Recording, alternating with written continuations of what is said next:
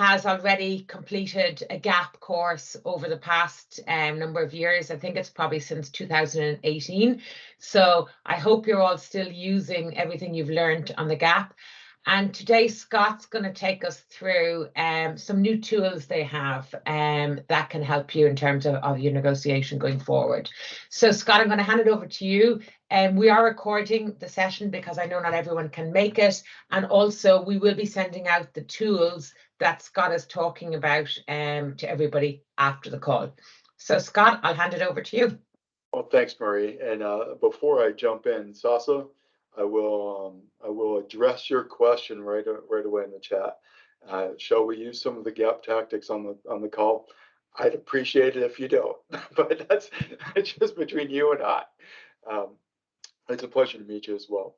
So good morning, good afternoon, good evening, wherever you are. Just a quick introduction to myself for those of you who I haven't met over the years. My name is Scott Chepel. I'm a partner with the GAP Partnership. I've been with the GAP Partnership for just over 7 years. I joined as a consultant in our consumer goods practice in the United States. Have grown through the years. Spent a couple of years running our consumer goods practice across the Americas, and currently I'm a partner with the organization supporting some of our more strategic clients across the globe, including Mondelez. I am based in the United States on the East Coast. I apologize in advance because I am East Coast based. I do tend to talk fast. So if you have questions, please feel free to drop them in the chat. I'll try and address them as they come up. Just on a personal level, Philadelphia based and married. Won't see my wife today, 2 kids. One of them is coming home from university today. Super excited to see him. And I do have 2 dogs that may bark during our conversation, but I will do my best to give them treats so they stop. As Marie noted, today's conversation is about planning for action. For those of you who recall on the workshop, we taught you some steps, 5 P's of planning, and introduced you to prospect, predict, power, plot, and position, with the statement that 90% of negotiation is preparation. We've built some tools to support you through the 5 P's of planning, and I'm going to illustrate some of them here today. I'm also going to give you a bit of an apology in that Teams is a bit clunky, and it's hard for me to change back and forth between the actual tools and the presentation deck. So I'm using some screenshots, but we will share the actual tools. My encouragement is that when you get those, play around in them. Everyone knows that technology, the more you use it, the more familiar you get with that, and that will be beneficial to you. So again, the 5 P's of planning: prospect, predict, power, plot, and position. As we think about that, there's some things we have to do before we get into the actual 5 P's of planning.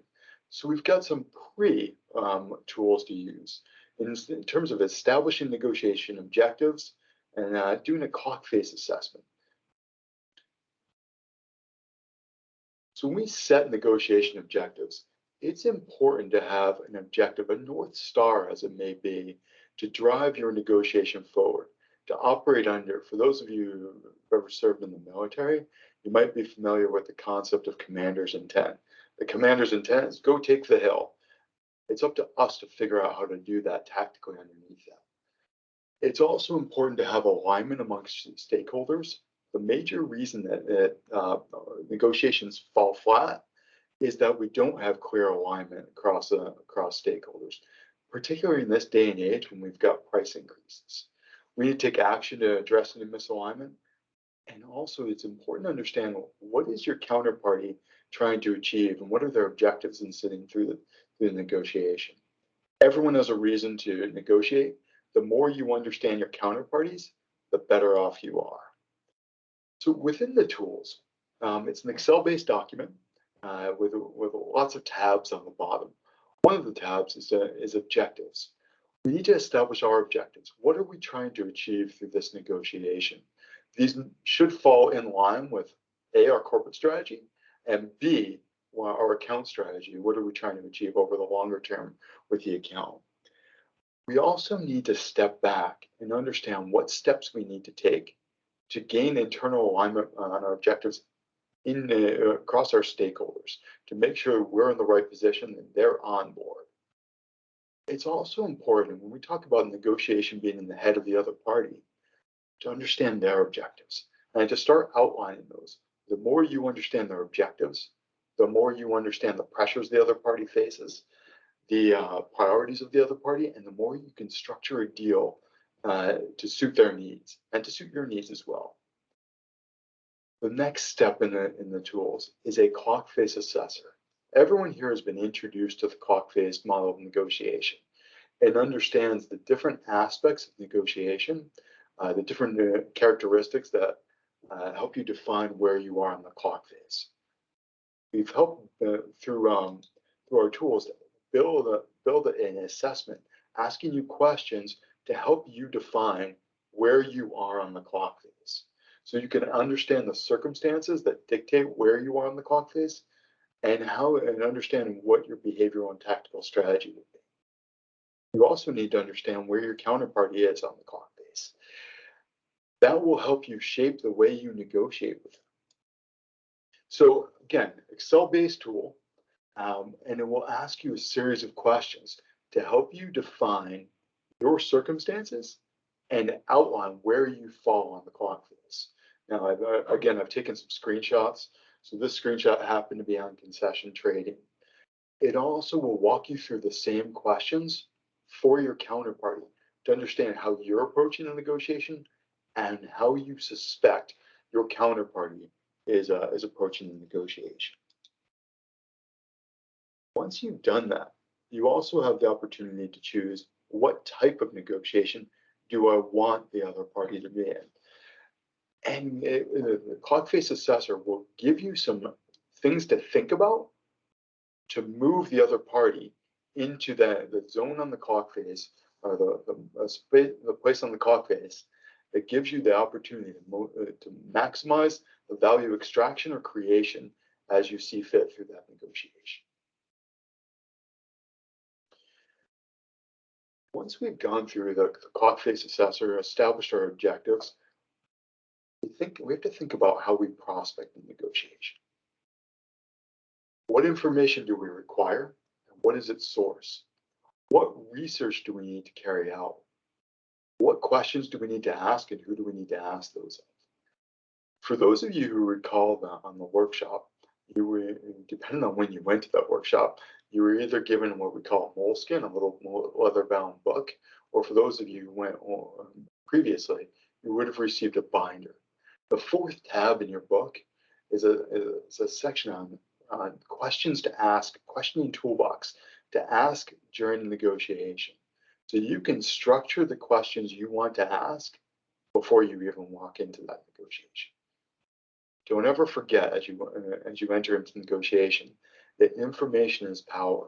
The more information you're able to glean from your counterparty, the more information the more power you're able to establish within that construct. So there's a tool in here that allows you to define what kind of questions you need to ask, who we need to ask those questions of, where we need to get the information, and when you're going to do that. I'll give you some context as to how we do this. It just so happens I was working with your team in the US back in the fall, and we were working on a particular negotiation. Within that, we learned that we had a distributor that sat in the middle.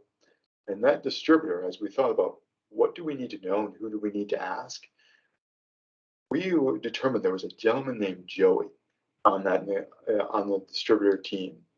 And that gentleman named Joey, as my colleagues on your side put it, has loose lips. So we learned that we could go to Joey to get information from Joey and to understand how that negotiation was going to flow. So we defined our prospect and understand the questions we need to ask. A lot of those went to Joey. But we also understood that if he's talking to us, he's probably talking to the counterparty as well. So we define our questioning strategy. Our next step is to predict. When we predict, we have the predicting tool. We have to predict what information they want from us. Will we provide it? Reflecting back on the workshop, each one of you would have received a handout that was called an information checklist. The information checklist defines what information we will never tell them, what information we'll tell them later, and what information we're willing to share with them today. Again, when we do this, we walk through and understand what is commercially sensitive, what can impact the deal, and how do we want that to influence the deal. We also have to predict how they will approach the negotiation. What strategy are they going to use? What tactics they're going to use? Where are they going to open on the variables? How are they going to react to our approach and our opening positions? And what will this mean? What will the reactions tell us about how we go forward? So within the predict tool, we can define our own information checklist. What information will they be looking for? Will we provide that information to them? When we think about what information they'll be looking for, think long and hard. Do we want to give that information to our counterparty? And how will that impact the negotiation going forward? We can also think through what strategy and tactics will they use. Once we define that, and once we understand their approach, we can think about how we're going to react to that. We can think about, for every variable, where are they going to open? And how are they going to move through the negotiation? How should we react to their opening position? How do we react to their opening position? Well, of course, as we learned on the workshop, we flinch at everything, every single offer that comes our way, even if it's acceptable, because they just may move further. We can also define how will they react to our opening positions. When we think about the variables and we define our opening positions, how are they going to react? Now, as you learned about the piss-off point on the workshop, remember the piss-off point moves in as we move around the clock face. You cannot open as extreme with a partner as you would in a hard bargaining or haggling bidding negotiation. We have to understand what the reaction is going to be when we define our opening position. Is that the appropriate opening position to get the appropriate reaction?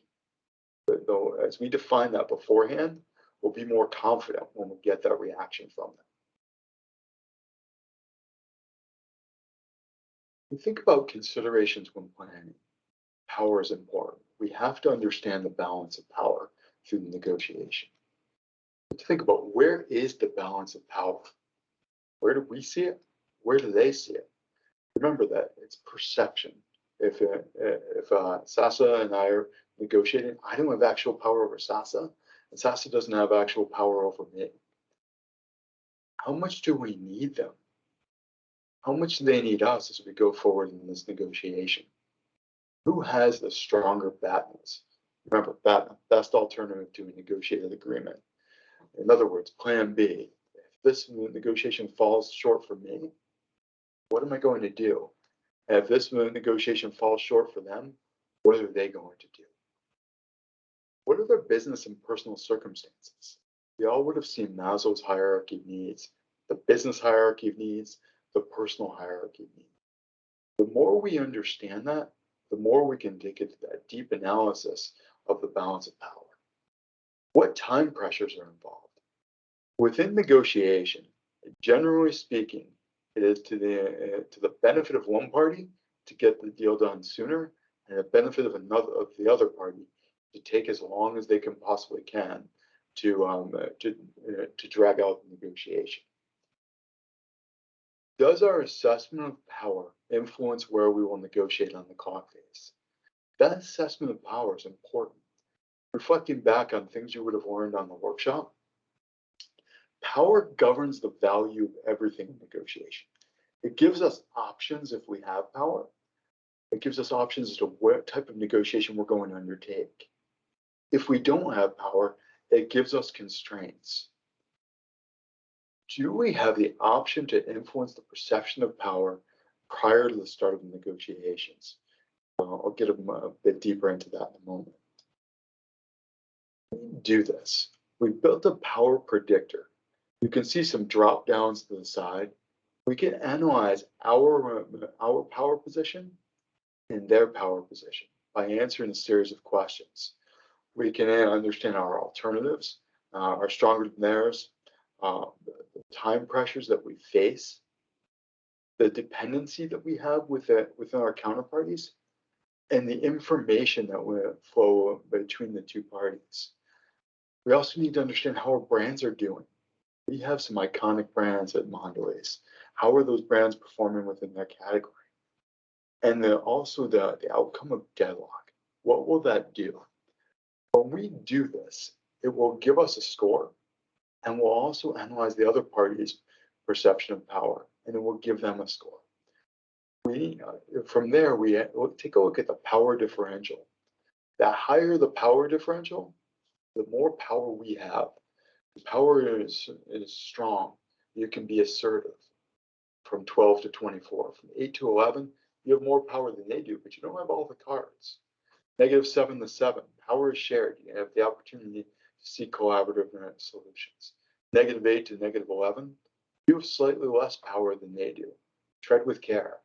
And -12 to -24, they have significantly more power than you do, and you can seek to minimize the loss as you go through that negotiation. It is important to understand the balance of power as you see it and as they see it to be most beneficial going forward. The power predictor is a piece of this. We also can think about step number 4, which is positioning, which is the positioning tool and the power perception shifter. When we position, it's a coordinated activity to influence perception, to shift the balance of power as it goes forward. It's important when we speak to the balance of power to recognize that even if we have all the power, there's lots of different ways to use power. We can exercise power dominantly and competitively. We can exercise power collaboratively, and we can exercise power creatively. It's our choice as to how we exercise that. Just because we don't have power, just because we do have power, isn't the be-all end-all of how the negotiation flows. We can think about what positioning information can we give to help shift the balance of power to us later. We also need to think about how do we manage their expectations as we go through this process. There are multiple sources of preconditioning, not just the day-to-day customer context. How do we disseminate information to our counterparty to influence the balance of power? There's also an aspect of disempowerment. As we know, it means one thing when we say something about our position. It means another thing when Dirk says something about our position within negotiation. And it's another thing when Mondelez, as a corporation, says things about the balance of power. That will influence the way we impact power going forward. But we need to have internal authorization. We need to have internal alignment before we go in that methodology. Preconditioning takes time. It does. We at the Gap Partnership are famous for getting a call from organizations that says, "Hey, we're taking price next week. We need your help." To which we often look at them and say, "We should have called us a few months ago," because that way we have the ability to help you precondition the marketplace to take price effectively, or to dissuade people from taking price. Now, I understand the marketplace is moving fast and furious these days, and there's lots of fluidity to the balance of power. Preconditioning takes time. You have to recognize that. If you you're going to take price in 2, 3, 4 months, or dissuade people from taking price in that time frame, start preconditioning now.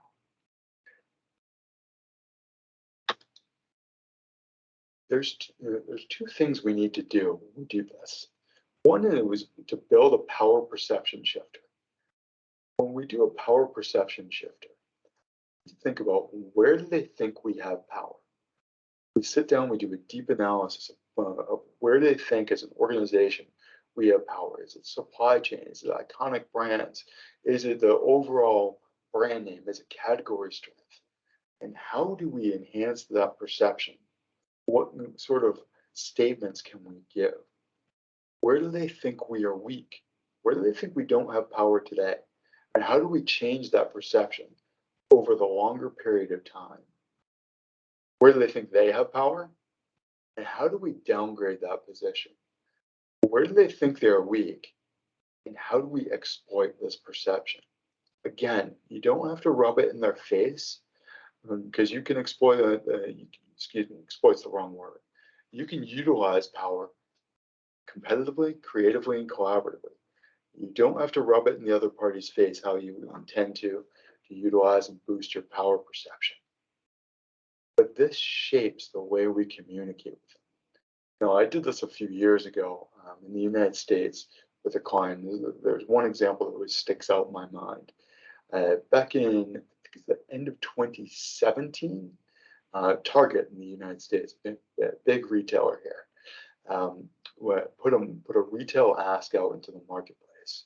And they came to one of our clients and invited them in for the meeting where they would give them the ask. Now, our client, being wise, declined the meeting invite repetitively so they could bring us in and we could have a conversation. As we went through the power perception shifter, when we went through where do they think we have the power, they realized something, that they held 47% of the category in a basket building category. And all their team did one of the funniest things I've ever seen. They changed their email signatures to read this: we are 47% of X category at Target. Every time someone at Target got an email from them, that signature line popped up. And by the time they walked in for that, to be handed the ask by their buyer on the other side, as they put it to me, they said, Scott, he was sweating and shaking as he slid that piece of paper across the table. They had influenced the balance of power. They said on that ask, they put it across, instead of just saying, I need X amount of money from you to keep doing business with us, it had conditional trading statements defined already of what he was going to give them in order to meet his goals. Again, power perception is important, and the way we precondition the marketplace is important going forward. So how do we use this? Well, we can position, we define our communication strategy internally and externally. How are we going to communicate with our counterpart? I spoke a moment ago about how we communicate through Joey to see the marketplace, to see the customer. We think about what is the message, what is the concise and precise messaging that we are going to use. When we walk into a negotiation, we are one voice of Mondelez. And if someone is talking to us from our counterparty, they should get the same message from everyone. How are we going to say it? Who are we going to say it to? And who is going to deliver that message? We also need to think about our internal message when we go through negotiation.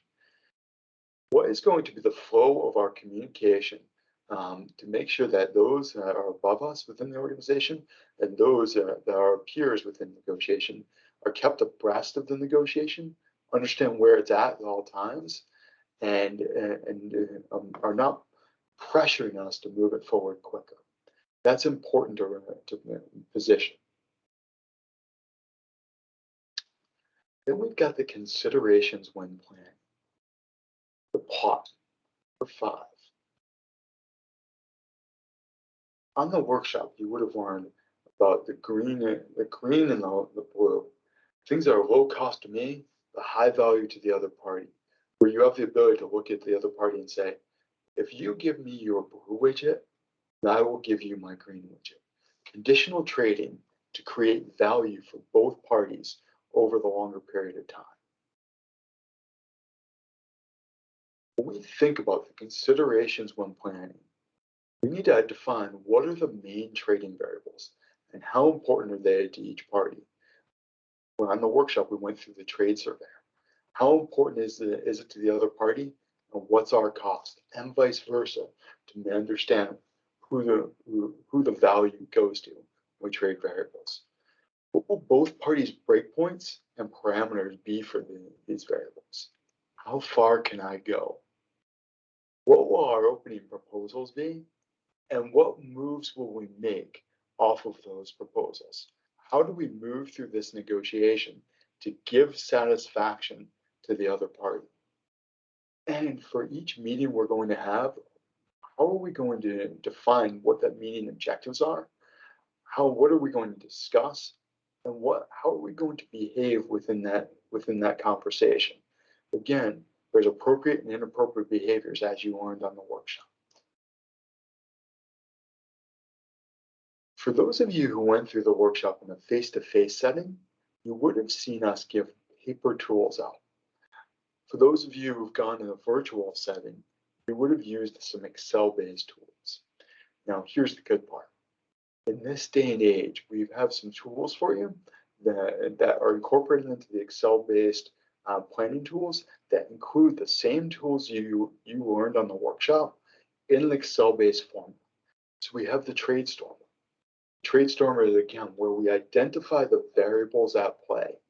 We can put them into the TradeStormer to identify them. Some we'll know before we go into an information sharing session. Some we will know after an information sharing session.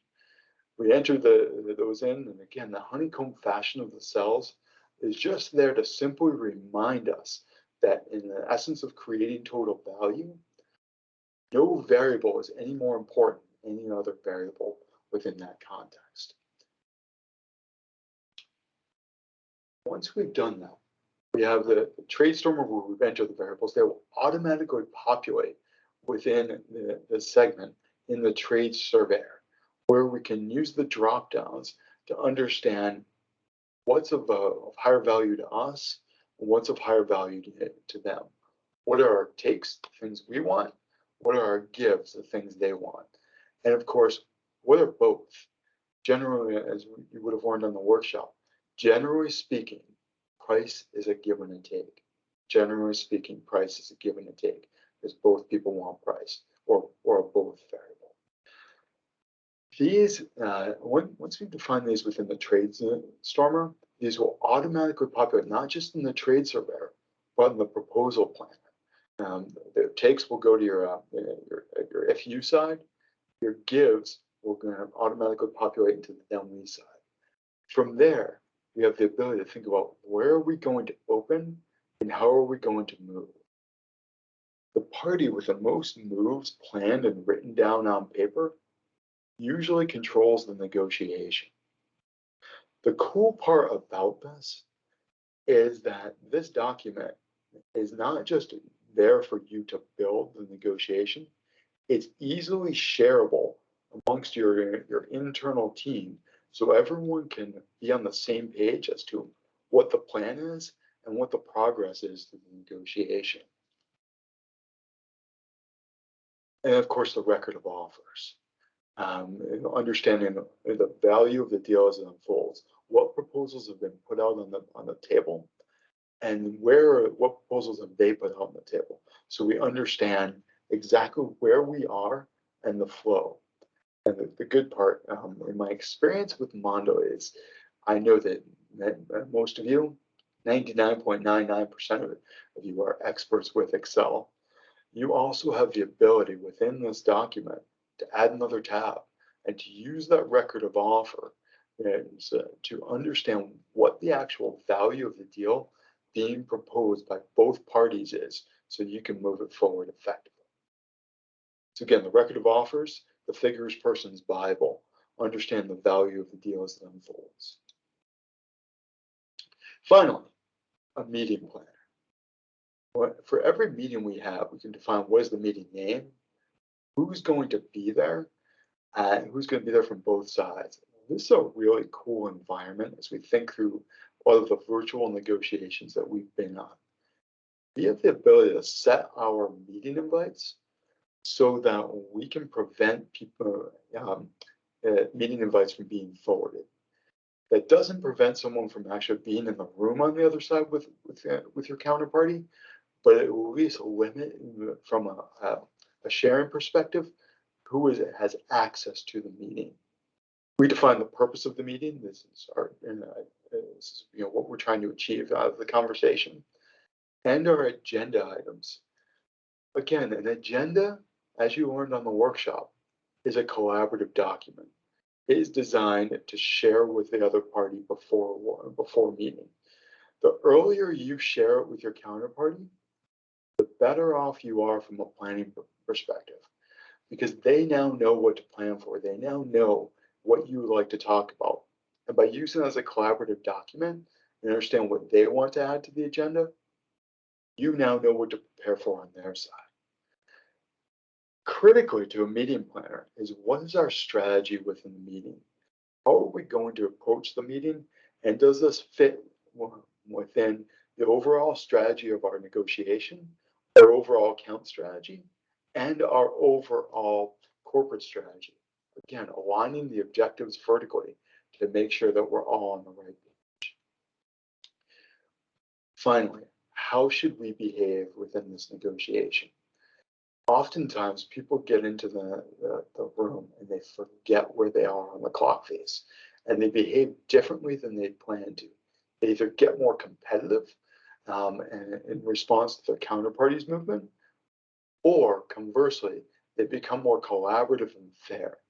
By defining how they're going to behave, how you are going to behave before you walk in to that conversation, create belief behind that process. And you create confidence that your behavior will support your strategy, which will support your objectives. Define this beforehand. And that is a set of tools which will help you utilize for the 5 P's of planning and help you become more effective as you go forward. We are going to share the actual tools with you. Maria is going to share that with the folks on the call today. That way you can play around with them and think about, how do I incorporate this into my process so that I can be more effective, more efficient, and more driven through the mind negotiation. Kat, thank you for dropping that in there. Does anyone have any questions for me, either about the tools or about negotiation in general? You've got my captive attention. I'm happy to answer any of your questions that may be top of mind. Thanks, Scott. That was great. So if anybody wants to come off mute and ask some questions, feel free.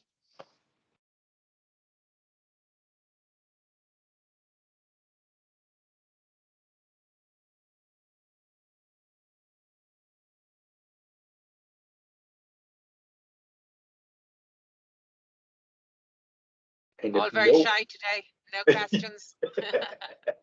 Everyone's shy. Take this opportunity. I know there's loads of negotiations going on, so if anyone's got any questions, ask Scott now. Yeah, and to Maria's point, you have my captive attention.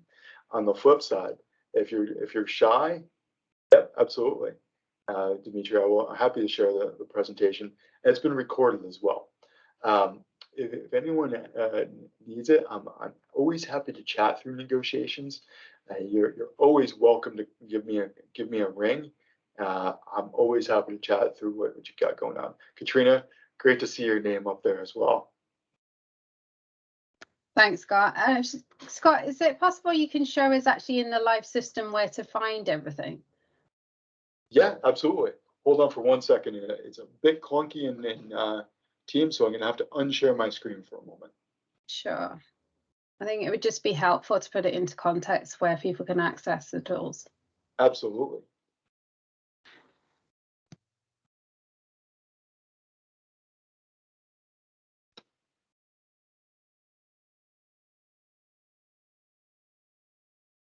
I'm hoping everybody uses this regularly, but we could refresher if not. Yeah, and again, if anyone ever has a question about how to utilize them, you're always welcome to give me a ring, and I'm happy to help you walk through them.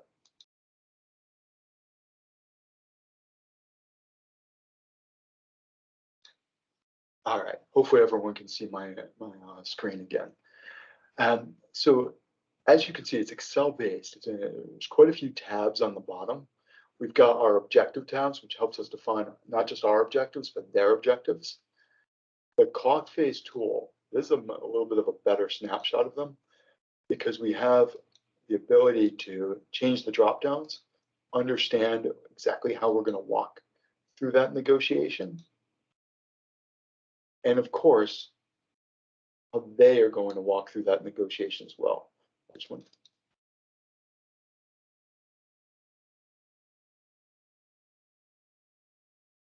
Okay. We've got the clock face assessor, the second phase, which is where you are today, where they are today. Ah, there you go, Juan Pablo. That was absolutely a great statement. Where you are today, where they are today, and where you want them.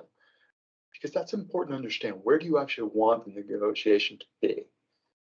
We've got the prospect tab, which allows you to understand what you need, what we want to know, where we're going to ask those questions of, and who we're going to ask those of.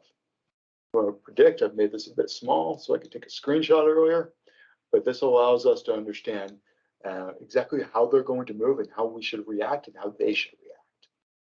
We've got the power predictor. Is there any opportunity for new team members to attend GAP training this year virtually?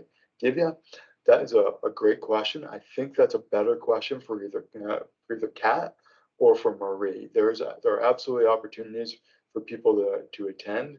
However, those requests all get centrally routed.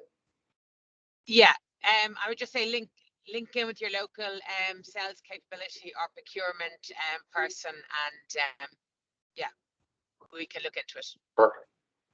Perfect. So the power predictor, again, you get to play with the power predictor and understand exactly how the negotiation looks from a power statement. We've got the positioning statement, which is their external and internal messaging. How are you going to position internally and externally?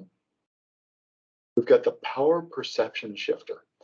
You're welcome, Divya. Power perception shifter, where they think we have power, where they think we are weak, where they think they have power, where they think they are weak. A great way to understand where is the true balance of power and how do we shift that going forward. The trade stormer, this is pretty cool. And for those of you who've been virtually, you would have seen this. We're able to enter that. Shows up right over here as price. We have the ability to do the relative valuation.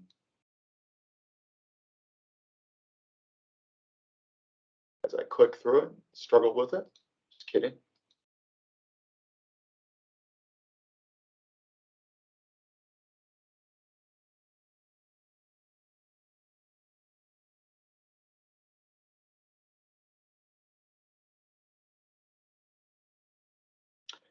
And then we have the ability right over here in the proposal planner to play around with it. Again, take some time, play with the tools, and then you'll be able to utilize them more readily. And of course, meeting planner. Yep, absolutely, Christian. That won't come from me, but it'll come from your team internally. Happy to share this with your team, and of course the meeting planner. Guys, again, if you ever have any questions, give me a shout. I'm always happy to chat. I will drop my contact information in the chat box, and you guys can always feel free to give me a ring. And Scott, to actually find that Excel, where do they find it? That is a great question. It is actually going to come through your team. Okay. I'm going to share with Marie and you as well, Kat. Again, depending on what side of the buyer seller continuum you're on, and you guys will be able to distribute it appropriately. Okay, so you'll send us the Excel and we'll cascade it. No problem. Yep. Okay, I think that would be helpful. Okay, any other questions from anyone? No, there just seems to be a lot of praise there, Scott. So thank you very much for your time today. Marie? Pleasure, yeah, thanks, Scott. My pleasure, Marie. Always a pleasure to chat with y'all. And thank you very much for the praise. It's much appreciated this morning. Hi, Scott. Just a quick one. Like, what's the easiest way to export the file? Do you export into a PDF and then you print it out when you're ready for the meeting, for instance, so you can align with your team? What do you advise there? Yeah, I'll give you some different advice. Yes, you can absolutely print it out. I'm assuming you have some sort of SharePoint type system within Mondelez, which Yeah. allows you to share in the background so that everyone can work in there. I think the big caveat to that is to make sure that everyone knows any changes they make will be seen by the entire team. So if they go through the proposal planner and delete it all, you just lost every proposal. To that point, it's for those that don't need edit access, you can send them a read-only link. Cool. Awesome. Thank you. My pleasure. Great. Thanks, Scott. And as I said, I will circulate the toolkit to everybody later on. Awesome. All right, everyone, have a wonderful day. Thank you. Have a good day. Yeah. Thank you. Take care, everyone. Thank you. Bye-bye. Thank you.